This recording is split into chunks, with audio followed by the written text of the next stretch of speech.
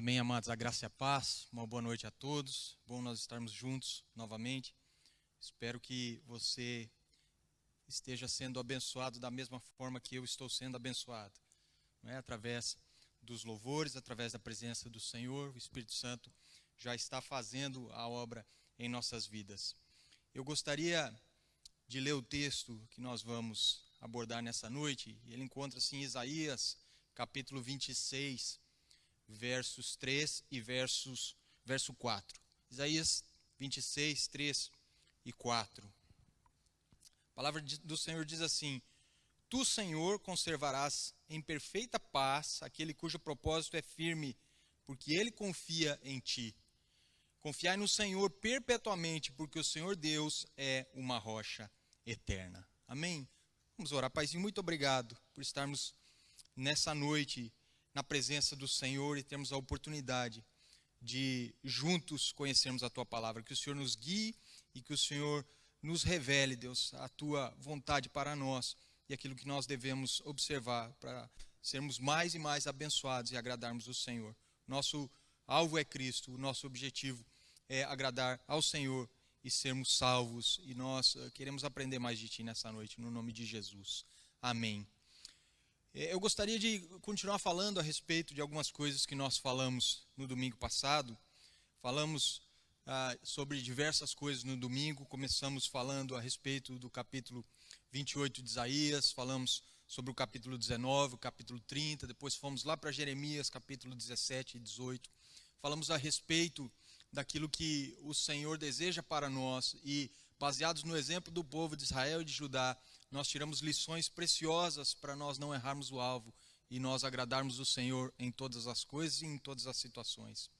Eu gostaria de basear a pregação nesses dois versículos, mas nós vamos continuar caminhando pela Bíblia para nós vermos que as coisas que vêm acontecendo nos últimos tempos, elas já foram preditas pelos profetas. Deus já tinha preparado tudo isso e é uma forma de Ele nos chamar para perto dEle e para nós conseguirmos então sermos salvos. Isaías, ele diz aqui: Senhor, Tu conservarás em perfeita paz aquele cujo propósito é firme, porque ele confia em Ti. Nós no domingo falamos que mesmo no meio da sequidão nós daríamos frutos, mesmo no meio de dificuldades nós seríamos produtivos, mesmo passando por doenças, mesmo passando por desemprego, mesmo passando por crise financeira. No ano da sequidão, se nós estivéssemos plantados junto a ribeiros de água, nós estenderíamos as nossas raízes e nós seríamos alimentados pelo Senhor e cuidados pelo Senhor. E a promessa é de que nós não nos abalaríamos e nós seríamos tremendamente abençoados. Mesmo que o mundo estivesse de cabeça para baixo, mesmo que o Covid-19 estivesse batendo às nossas portas, mesmo no ano da sequidão. E nós vemos aqui o profeta dizendo que o Senhor conserva em paz aqueles cujo o propósito, cuja mente é firme nele, porque nós confiamos nele. Só que preste atenção no verso 4, diz assim: confiai no Senhor perpetuamente. Não é hoje e depois voltamos a confiar na semana que vem. Não é hoje e depois começamos e voltamos a confiar daqui a um mês. É todos os dias, perpetuamente, continuamente. E o verso continua dizendo: porque o Senhor é uma rocha eterna. Quando nós olhamos para a Bíblia e nós vemos a palavra rocha, ela sempre tem um significado. E esse significado é o próprio Senhor Jesus. Se nós vemos o povo na caminhada do deserto, quando teve fome, Moisés, ele falou a rocha e a rocha alimentou o povo do Senhor. Nós vemos aqui novamente a figura da rocha sendo exposta. O Senhor é a nossa rocha, nele nós podemos confiar. Jesus certa vez ensinou os seus discípulos dizendo: olha, se você construir a sua casa sobre a rocha, você estará seguro. Pode vir o vento, pode vir a tempestade, podem até mesmo as ondas do mar baterem contra essa casa, ela estará sempre firme no lugar, não cairá. Em contraste, ele diz que aqueles que não confiam nele e também não observam a sua palavra, constroem as suas casas sobre a areia. E vem a tempestade, vem o mar, vem as dificuldades e essas pessoas acabam desistindo. Nós vemos Pedro falando a respeito da rocha, dizendo que Jesus é a pedra angular. 1 Pedro 2,7 diz que ele é a pedra que os construtores rejeitaram. E para esses que não aceitam o Senhor, Jesus é a pedra de escândalo que faz as pessoas tropeçarem. Os israelitas, eles trabalhavam e eles achavam que o seu trabalho, a força do seu braço e as boas obras que faziam poderiam lhes garantir a salvação. Mas nós sabemos, a Bíblia nos conta, por exemplo, em Efésios 2, que a salvação ela só vem através da graça do Senhor, que é recebida por nós, por meio da fé que nós temos em Jesus. E o Senhor faz isso justamente para que a gente não venha se gloriar no nosso trabalho, nas nossas obras. Toda a nossa justiça, a Bíblia diz que é como trapo de imundície. Nós precisamos colocar a nossa fé no Senhor. É interessante que quando a Bíblia fala a respeito dessa pedra que faria aqueles que não creem tropeçar, ela usa um termo que no grego quer dizer ficar aborrecido com. Nós vemos Jesus ministrando enquanto esteve na terra e muitas pessoas não gostavam daquilo que ele falava. Muitas pessoas se levantavam contra a pessoa e também os ensinamentos de Jesus. Elas ficavam aborrecidas com ele e ele gerou realmente muitas controvérsias por onde passou, porque ensinavam os princípios do reino, mas as pessoas elas não queriam acreditar naquilo, porque não desejavam mudar de vida. E nós sabemos que para nós agradarmos o Senhor, nós precisamos mudar o nosso jeito de pensar, Romanos 12, e adequarmos o nosso coração de acordo com o coração de Jesus. Davi, mesmo cometendo alguns erros, foi considerado o homem segundo o coração de Deus, porque ele pensava como o Senhor pensava, ele sentia como o Senhor sentia, e ele procurava com todas as suas forças agradar ao seu Senhor. Nós precisamos entender que não depende de nós, depende do Senhor. Os israelitas fizeram conchavos, alianças militares, alianças políticas, como nós vimos no domingo, e Deus não se agradou disso. Ele disse, olha, fazer isso e não confiar em mim é acumular pecado sobre pecado. Nós precisamos entender as obras não nos salvam. Quem nos salva é o Senhor e a nossa confiança precisa estar totalmente nele. No domingo nós vimos, por exemplo, o texto de Jeremias 17:5, dizendo, maldito o homem que confia no homem e faz da carne o seu braço, que coloca todas as suas expectativas e esperanças em outros, talvez em si próprios e até mesmo em circunstâncias que estão acontecendo. Mas em seguida nós vemos o texto nos dizendo que bendito é aquele que confia no Senhor e será abençoado pelo Senhor, porque o Senhor se importa com ele. Nós vemos aqui essa rocha que simboliza a Jesus. Eu queria levar você um pouquinho mais adiante. Quando nós falamos a respeito das profecias que Isaías trouxe ao povo, o povo rejeitou.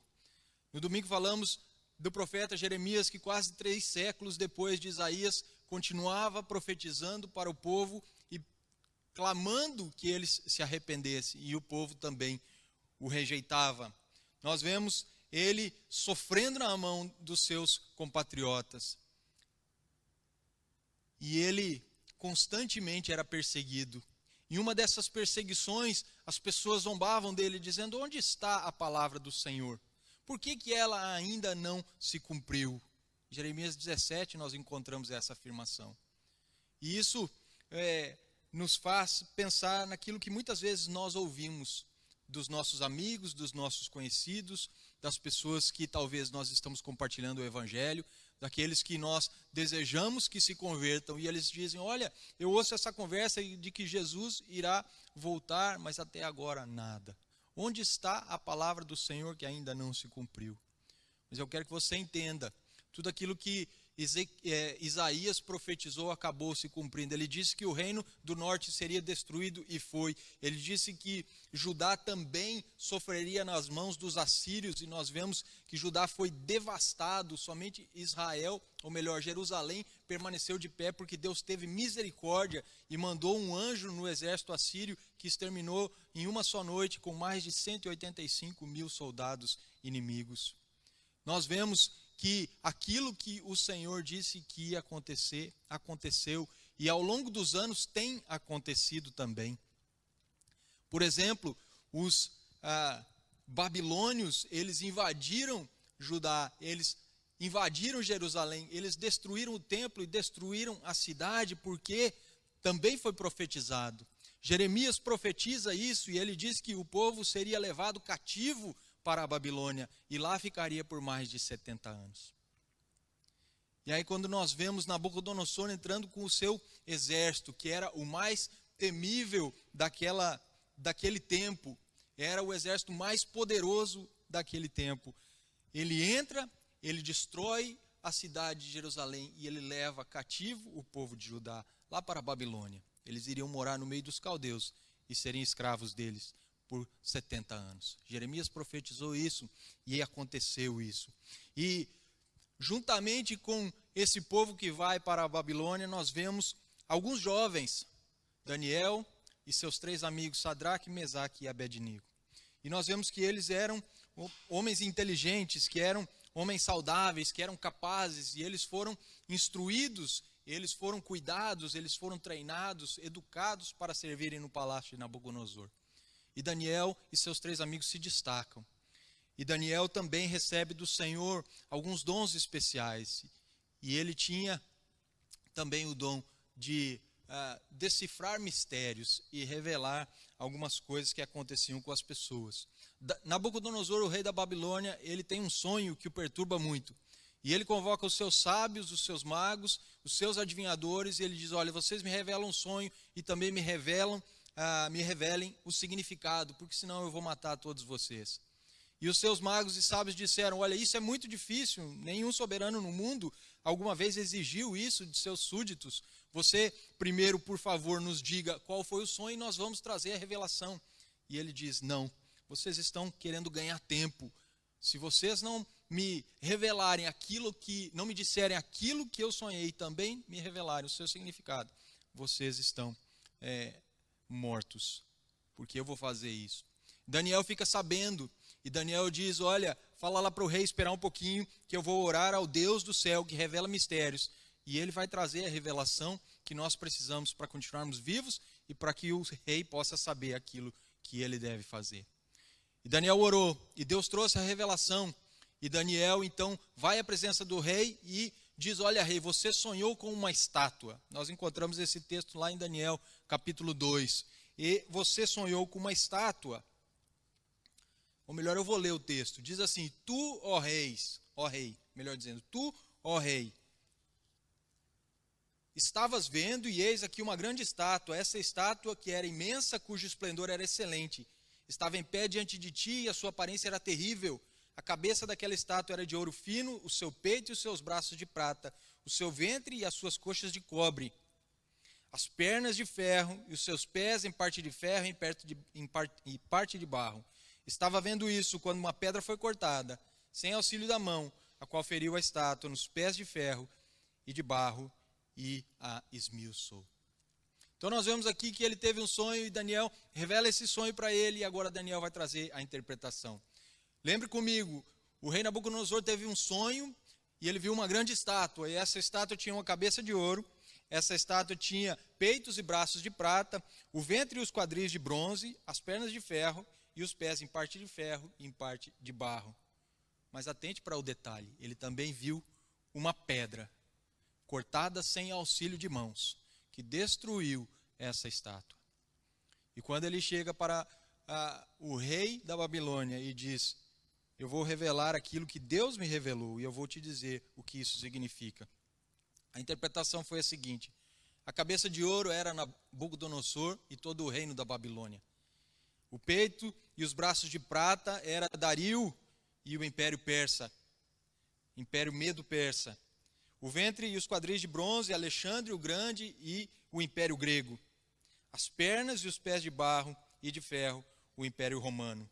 E a pedra, que foi cortada sem o auxílio de mãos, é o nosso Senhor Jesus Cristo, que um dia virá novamente para livrar o seu povo da condenação, para julgar esse mundo, mas também para condenar os ímpios. Nós sabemos que é o nosso Deus que reina. Nós sabemos que todas as coisas estão sujeitas debaixo dos seus pés, ele tem o controle em suas mãos. Nós vemos aqui Isaías, no capítulo 26, dizendo: confie no Senhor perpetuamente, pois o Senhor é uma rocha eterna. Deus tem tudo preparado. Tudo que nós estamos vivendo já estava nos planos do Senhor. O Senhor não foi pego de surpresa.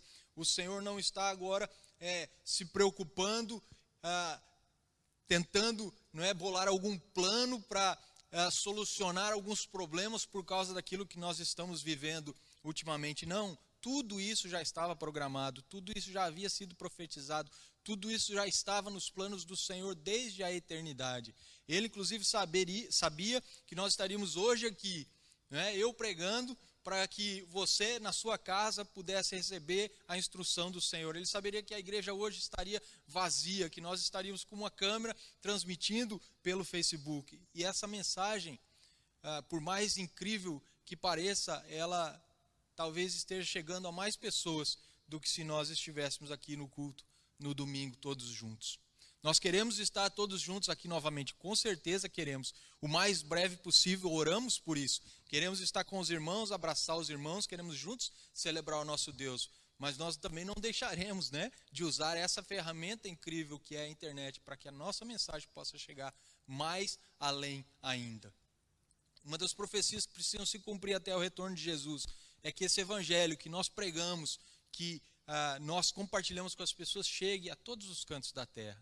E aí sim viria o fim. Esse fim que nós vemos aqui Daniel falando, quando o Senhor vem aniquilar os seus inimigos e julgar o mundo e salvar aqueles que são dele. Se nós continuarmos olhando para os textos aí de Isaías, nós vamos encontrar Isaías falando a respeito da batalha do Armagedon. Falamos sobre isso no domingo. O capítulo 30 fala sobre o dia que o Senhor viria e, como um guerreiro com uma espada que sai da sua boca, ele pode aniquilar os seus adversários. Essa pedra, que é Jesus, o Filho de Deus, o Messias, ela vem para libertar o seu povo, ela vem para derrotar os seus inimigos, ela vem para julgar o mundo e ela vem também para devolver o reino para o Pai. E aí todos nós que cremos nele, que colocamos a nossa fé nessa rocha eterna, que não somos abalados, que o nosso propósito e a nossa mente está firme porque confiamos nele, seremos salvos e iremos com o Senhor viver por toda a eternidade. A nossa confiança e a nossa esperança não está numa lei, não está num governo, não está em pessoas, não está na nossa própria força. A nossa confiança, ela está no Senhor, a nossa rocha eterna. Nós não fazemos conchavos nem econômicos, nem políticos, e nós também não deixamos que a economia ou as dificuldades do mundo, elas nos dirijam e elas nos controlem, porque a nossa esperança está em Deus. O único reino que permanece para sempre é o reino eterno de Cristo. Se nós olharmos a Síria, foi um tremendo império. Vieram os babilônicos e derrotaram os assírios. Os babilônicos, um império ainda maior, vieram os medo-persas e derrotaram os babilônicos. Se nós olharmos, os medo-persas estavam dominando tudo, vieram os gregos e derrotaram os medo-persas. E aí vieram os romanos e derrotaram os gregos e construíram talvez o maior império que o mundo já viu.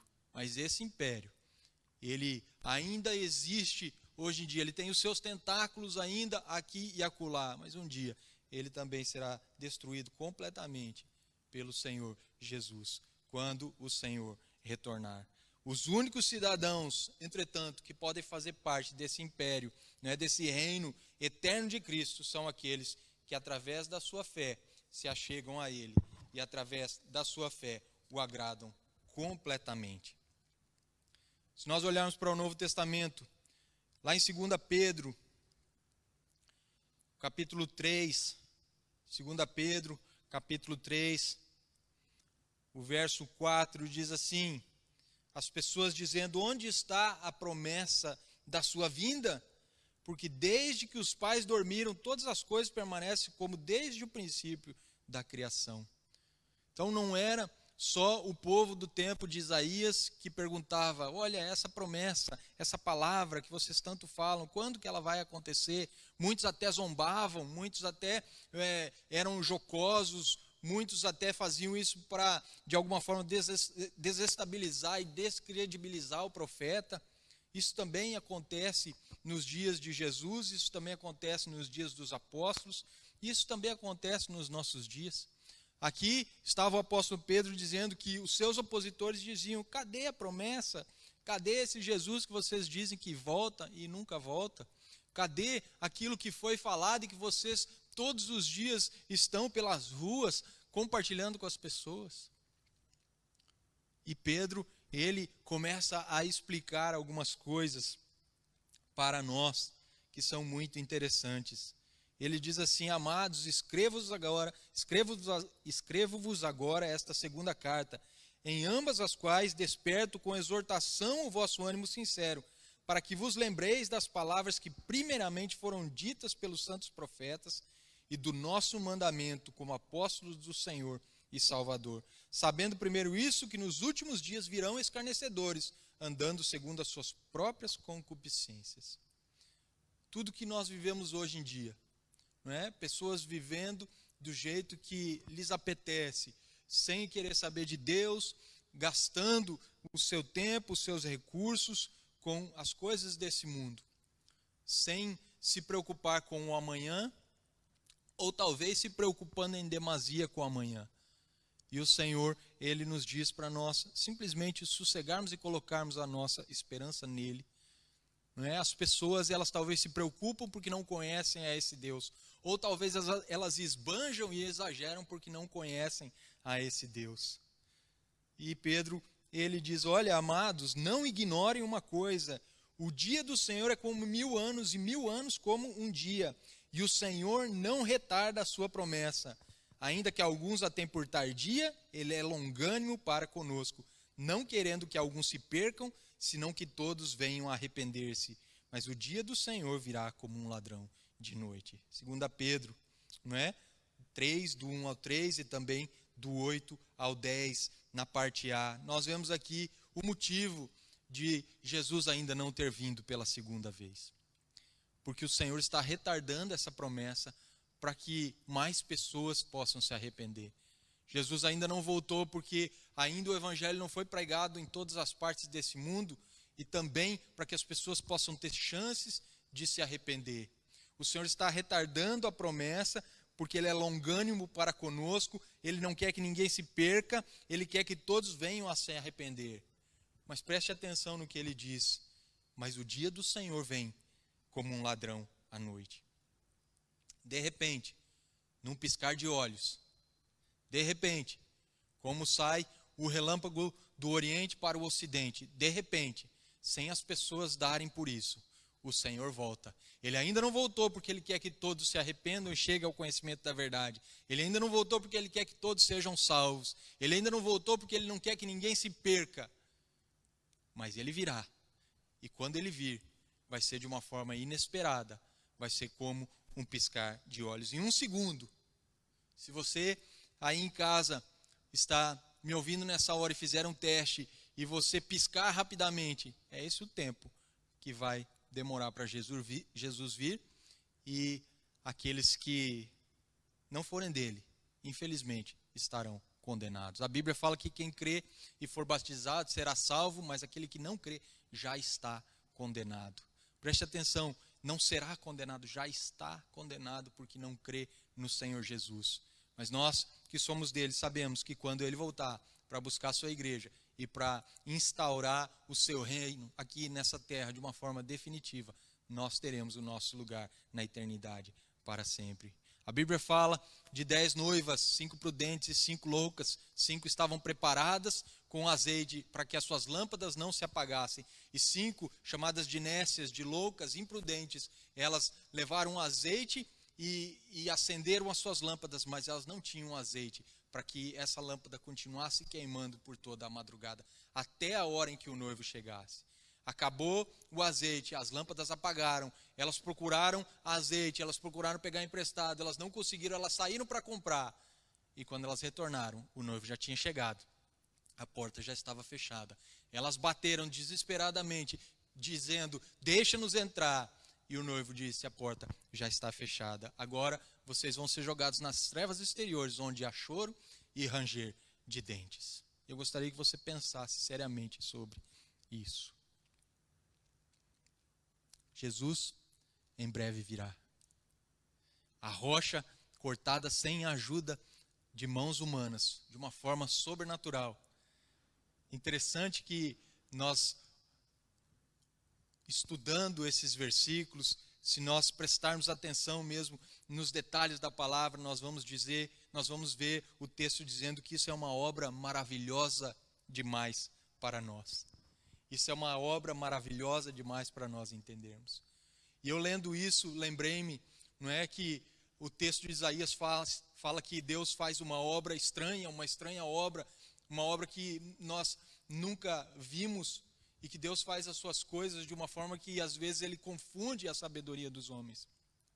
O que nós achamos que é sábio não é sábio, o que nós achamos que é louco não é louco, Deus faz do jeito que lhe apraz, e é uma obra tão maravilhosa.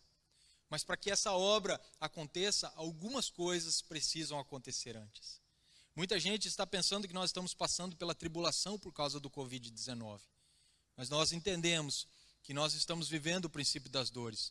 Muitas coisas já vêm acontecendo e algumas ainda acontecerão até chegar o fim. Até que essa pedra, que é pedra de tropeço para os que não creem, mas para nós é aquele fundamento da nossa fé onde nós estamos firmados. Para que ele venha, algumas coisas ainda elas precisam acontecer. Jesus em Mateus 24 elucida isso tudo nos dizendo aquilo que ainda aconteceria e precederia o seu retorno. Mateus 24, por exemplo, nos versos 9, 10, 21 e 22, nós vemos que haverá tribulação. Nos versos 4, 5, 23 a 26, haverá apostasia, as pessoas elas esfriarão na sua fé. O verso 12 nos diz que haverá depravação moral. Hoje nós vemos sexualidade exacerbada, vícios diversos, famílias destruídas, violência, manifestação do mal, e também deverá haver a manifestação do homem da perdição, também chamado de abominável desolação, ou como nós conhecemos, o anticristo. Haverá guerras, versos 6 e 7, haverão terremotos, versos 7 e 29, epidemias e fomes, o verso 7. E falando em epidemias, nós nos deparamos com aquilo que vivemos hoje em dia. O Covid-19 já deixou de ser uma epidemia, já evoluiu para uma pandemia e está em praticamente todos os países do mundo, colocando terror nas pessoas, medo, receio, incerteza. Isso já estava previsto pelo Senhor. Ele tem o controle de tudo, ele não perdeu esse controle. E ele já tinha determinado que essas coisas aconteceriam antes do seu Cristo vir à terra, para consumar a vitória, não só da igreja, mas do povo do Senhor, de forma geral, e estabelecer o reino eterno no meio dos homens. A partir do verso 36, nós lemos o seguinte: quanto ao dia e a hora ninguém sabe, nem os anjos do céu, nem o Filho, senão somente o Pai. E é como nos dias de Noé, assim será também a vinda do Filho do Homem. Porquanto assim como nos dias anteriores ao dilúvio, comiam, bebiam, casavam-se e davam-se em casamento, até o dia em que Noé entrou na arca, e não perceberam, até que veio o dilúvio e os levou a todos. Assim também será a vinda do Filho do Homem. Nós vemos aqui que nos dias de Noé o povo vivia do jeito que gostava de viver. Não tem problema nenhum você se casar, não tem problema nenhum você se dar em casamento, não tem problema nenhum você comer, você beber, não tem problema nenhum você curtir a vida, mas faça isso em vigilância, faça isso prestando atenção naquilo que acontece à sua volta, faça isso crendo no Senhor e buscando estar na presença do Senhor com fidelidade. É preciso você estar atento. O verso 42 de Mateus 24 diz: vigiai, pois, porque não sabeis a hora em que há de vir o vosso Senhor. Vigiai, pois, porque não sabeis a que hora há de vir o vosso Senhor. E eu fico perguntando a mim mesmo, muitas vezes, será que eu estou vigiando? Será que eu estou consciente de que Jesus está às portas? Será que eu estou consciente de que muitos terremotos já aconteceram e têm acontecido com maior frequência?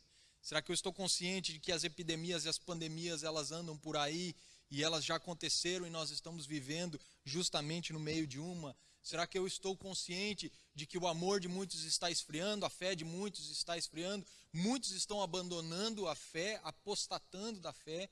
Será que eu estou ciente de que existe violência ao meu redor e se eu não vigiar, eu também posso me tornar uma pessoa violenta? Será que eu tenho a consciência de que existem escarnecedores, zombadores, pessoas que zombam de Deus, da palavra de Deus, dos mensageiros de Deus? E eu, se não vigiar, também posso me tornar uma pessoa dessas? Será que eu estou me preparando para a volta de Jesus? A Bíblia, ela compara esses sinais, as dores que uma mulher passa um pouco antes de dar à luz, as dores de parto. As contrações, elas começam espaçadas e não muito fortes. E à medida que a hora de dar à luz à criança se aproxima, essas contrações são menos espaçadas, mais frequentes e com maior intensidade. É o que nós estamos vendo acontecendo. Não é? Terremotos mais frequentes e também com maior intensidade. Doenças, pestes, coisas acontecendo no mundo que nos indicam que o Senhor está batendo a porta. Pedro, ele usa as seguintes palavras: o dia do Senhor vem como um ladrão, no qual os céus passarão com grande estrondo e os elementos ardendo se desfarão, e a terra e as obras que nela há se queimarão. Havendo, pois, de perecer todas essas coisas, que pessoas vos convém ser em santo trato e em piedade? Preste atenção. Pedro está dizendo, ele vem como um ladrão de uma hora para outra, os céus passarão com grande estrondo, os elementos ardendo se desfarão, a terra e as obras que nela há se queimarão. Havendo, pois, de perecer todas essas coisas, que pessoas vos convém ser em santo trato e piedade? Aguardando e apressando-vos para a vinda de Deus, em que os céus e o fogo se desfarão e os elementos ardendo se fundirão, mas nós, segundo a sua promessa, aguardamos novos céus e nova terra, em que habita a justiça. Por isso, amados, aguardando essas coisas, procurai que dele sejais achados imaculados e irrepreensíveis na paz. Quando Jesus, que é a nossa rocha, vier, que ele nos ache imaculados e irrepreensíveis em paz. Para finalizarmos, lembra do texto de Isaías 26, 3 e 4? Tu conservarás em paz aquele cuja mente está firme em ti, porque ele confia em ti. Confiai no Senhor perpetuamente, porque o Senhor Deus é uma rocha eterna. Paulo diz a mesma coisa usando outras palavras. Ele diz assim, ou melhor, não é Paulo, o autor de Hebreus. Uns pensam que é Paulo, outros pensam que é outro escritor, não é outro autor, mas em Hebreus 10, 35 a 39 diz assim: não rejeitei, pois, a vossa confiança, que tem grande e avultado galardão, porque necessitais de paciência, para que depois de haver desfeito a vontade de Deus, possais alcançar a promessa. Porque ainda um pouquinho de tempo, mas eu gosto de uma tradução que é um pouquinho mais aportuguesada. Ela diz assim, ainda um poucochinho de tempo. E aquele que há de vir virá e não tardará. Aleluia. Mas o justo viverá pela fé, e se ele recuar, a minha alma não tem prazer nele. Nós, porém, não somos daqueles que se retiram para a perdição, mas daqueles que creem para a conservação da alma. Amém? Você aí na sua casa, se você já entendeu o porquê Jesus morreu na cruz por você, se você já se entregou ao Senhor, já aceitou a Ele como Senhor e Salvador, você pode declarar isso. Eu gostaria que você declarasse realmente isso.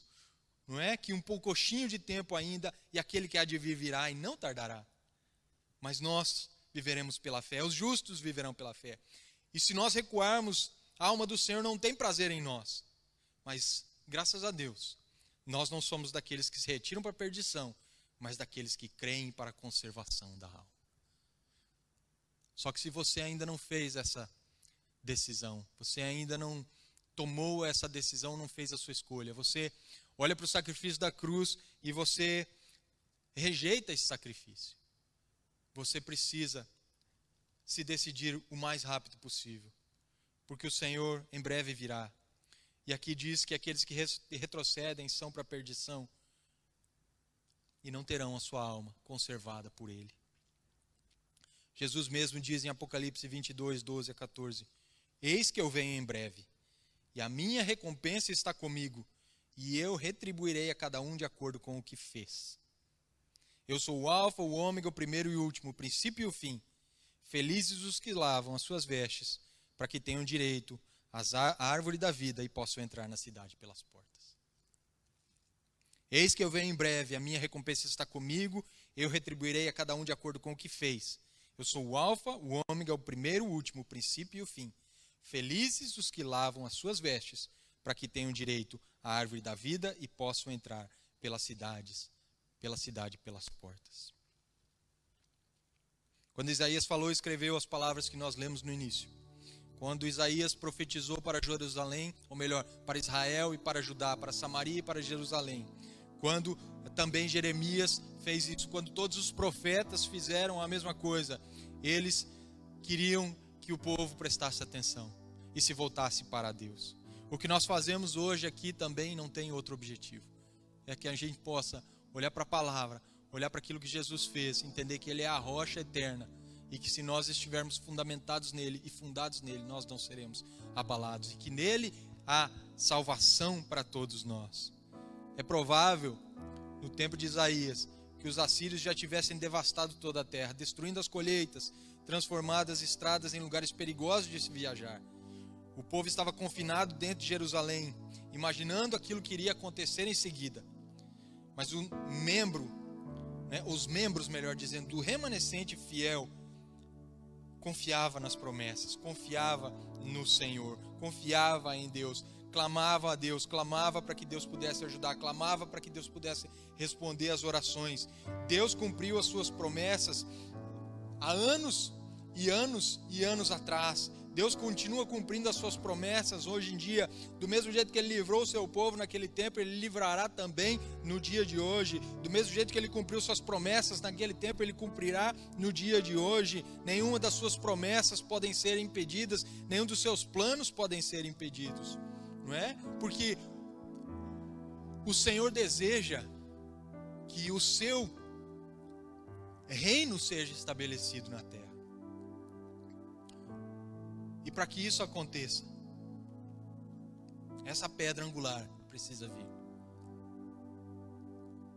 para que possa julgar a maldade e a impiedade desse mundo e das pessoas, para que possa destruir as obras do diabo e também o diabo prendendo por toda a eternidade, para que possa implementar e implantar o seu reino, para que possa levar o seu povo escolhido daqui e para que possa retornar esse reino conquistado para o seu Deus e paz.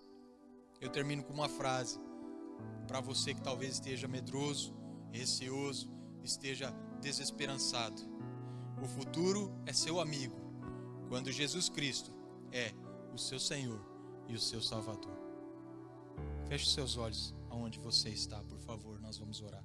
Paizinho, muito obrigado pela tua palavra que foi pregada. Obrigado porque nós aprendemos que nós podemos confiar no Senhor em todo o tempo, que o Senhor nos faz ser pessoas bem-aventuradas quando nós colocamos a nossa confiança no Senhor, que o Senhor nos conserva em perfeita paz quando o nosso propósito e a nossa mente é firme em Ti, quando nós confiamos plenamente no Senhor, o Senhor nos dá vitória. Não só, Senhor, o Senhor cuida de nós, nos protege, nos prospera, o Senhor nos leva, Deus, nos teus braços, nos esconde debaixo das tuas asas, mas o Senhor também nos salva. Que a gente possa confiar no Senhor perpetuamente, porque o Senhor é a nossa rocha eterna. E nós esperamos a rocha que é Jesus, que foi cortada sem auxílio de mãos de homens e que destruiu os reinos dessa terra e que destruirá uma vez mais na batalha do Armagedon, para que a gente possa estar com o Senhor por toda a eternidade. Eu oro para que todos nós entendamos a seriedade do momento, para que todos nós entendamos que as coisas elas estão chegando ao fim. Eu oro para que todos nós compreendamos que é preciso um posicionamento firme nós deixarmos o pecado de lado e nós nos voltarmos em arrependimento ao Senhor, clamando por misericórdia. E o Senhor estenderá a mão por cada um de nós, e o Senhor nos perdoará e nos salvará. Em nome de Jesus. Amém. E graças a Deus. Deus te abençoe. Em nome de Jesus.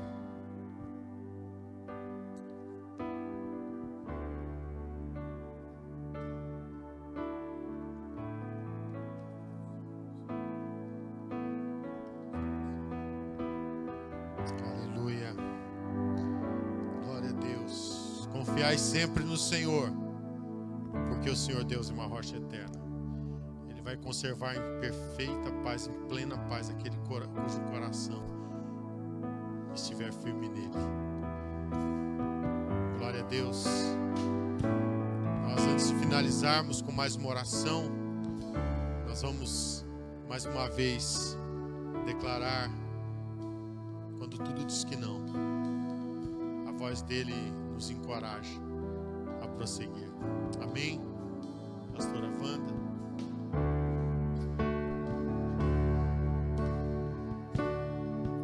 Quando tudo diz que não, sua voz me encoraja a prosseguir. Quando tudo diz que não,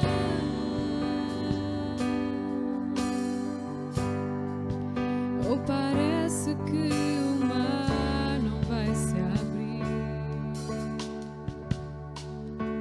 sei que não estou só, e o que dizes sobre mim não pode se frustrar.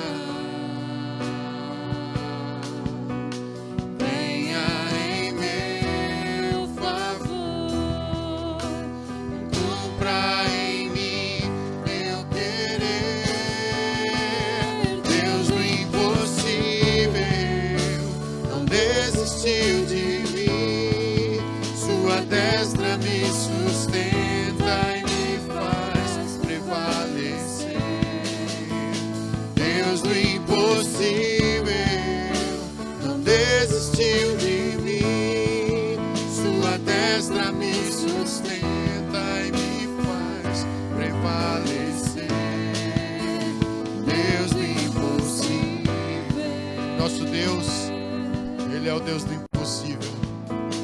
Deus do impossível. Nós vamos orar por você dentro desta certeza. Deus do impossível. Que Ele é o Deus do impossível e Ele não desistiu de você. Amém? E a sua destra, ela te sustenta, ela te faz prevalecer. Por mais que talvez esteja pesada, o Senhor te faz prevalecer. Por mais que você não veja como vai acontecer a saída, mas você sabe de onde, quem é o teu socorro. Aleluia. Você sabe que o socorro vem do Senhor. Você pode não saber como exatamente será a forma que Ele vai fazer, mas você sabe de quem será. O teu socorro vem do Senhor, que fez os céus e a terra. Nós vamos orar finalizando esta celebração ao Senhor.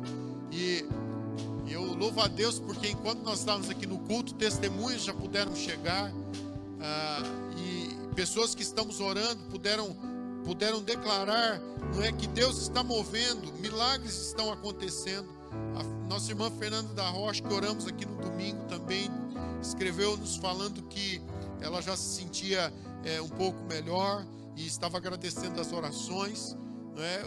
A Kátia do Léo também nos comunicou que agora há pouco o Léo hoje passou para visitar nosso irmão José Ponte. Não foi possível vê-lo pelas questões, ele está num lar, mas que informaram que está tudo bem com ele. Então, graças a Deus pelos testemunhos. Aonde você estiver, creia nesse Deus do impossível, que está guardando, que está cuidando, o Deus que pode todas as coisas. Vamos orar. Pai, eu quero entregar nesta hora, nesta oração final, mais uma vez, pessoas que estão com lutas, com enfermidades, com dificuldades, pessoas precisando de milagres. Pai, opera os teus milagres, em nome de Jesus. Eu creio no teu poder, Senhor. Como declaramos aqui, Pai, cantamos, nós cremos que tu és a cura, cremos que tu és a vida. Oh Deus, sabemos que tu és a nossa rocha, a rocha eterna. Oh Deus, e que quem confiar no Senhor jamais será abalado, jamais. E temos a certeza que passará os céus e a terra, pode passar os céus e a terra, mas a palavra do Senhor permanece para todo sempre. Pai, em nome de Jesus, alcança, Pai. Eu quero orar também pela vida do pastor Adelino, lá em Moçambique. Eu quero pedir pela vida dele, quando hoje também ele não passou bem. Eu quero repreender todo o mal na vida do teu filho. Nós aqui como igreja abençoamos a vida do pastor Adelino, Pai. Ó Deus, ele é importante, ó Deus, nesse tempo também tão importante, nas distribuições de alimento, ele está conduzindo, ó Deus, distribuições, levando recursos. Pai, eu quero abençoá-lo, eu quero pedir que agora mesmo o Senhor possa operar na vida dele, para que amanhã ele acorde bem, ele possa dormir bem e acordar bem, que a mão do Senhor seja sobre ele, em nome de Jesus, que ele amanhã ainda possa conseguir ir em Amatanda e cumprir, ó Pai, o propósito de abençoar, ó Deus, pessoas daquela região, ó Pai, com alimento. Nós abençoamos a vida do pastor Adelino. E todos os demais que possam estar nessa hora pedindo, Pai, o milagre do Senhor, em nome de Jesus. Pai, obrigado por essa noite, te entregamos esta celebração, este culto, te agradecemos por cada pessoa, Pai. Nós abençoamos, Pai, a vida dos teus filhos, em nome de Jesus. Amém e graças a Deus. Aleluia, amém. Deus abençoe você. Nós temos pessoas de diferentes lugares que estão nos assistindo. Deus abençoe, até do Canadá, né? A Fatinha está lá, a Fátima está lá desde o Canadá também nos assistindo. Deus abençoe você, Fátima. Pessoas que estão de Portugal, do Brasil, também nos assistindo. Pessoas queridas que conhecemos, outras que não. Deus abençoe sua vida. Você aqui de Jersey, que bênção nós estarmos juntos. Que bom podemos, né, mesmo que à distância, mas a gente continuar unidos nesse propósito. Vamos em frente, fazendo a obra do Senhor, né, nesse dia que se chama hoje. Então hoje é o dia de fazermos a obra e cumprirmos o propósito. Amém? Deus abençoe poderosamente sua vida, que você tenha uma noite abençoada e saiba que o Deus do impossível está com você. Nós vamos finalizar com ouro, amém? Deus do impossível, saiba que o Deus do impossível, Ele está com você. Fique em paz, coloque a paz no seu coração, durma uma noite abençoada, que você seja abençoado, tenha um descanso assim, sobrenatural. Não importa o momento que você esteja passando, Deus está com você. Fique em paz, coloque a paz no teu coração. Domingo estaremos juntos novamente, 10h30 da manhã aqui, e que Deus possa estar nos conduzindo dentro da sua boa, perfeita, agradável vontade. Amém.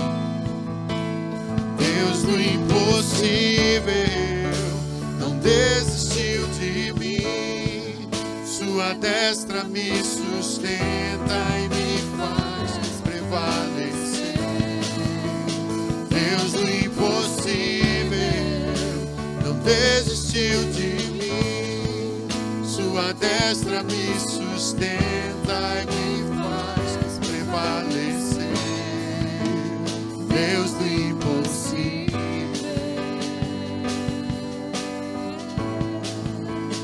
Deus do impossível. Seja tocado pelo Deus do impossível. Seja abençoado. Deus do impossível, Ele está com você.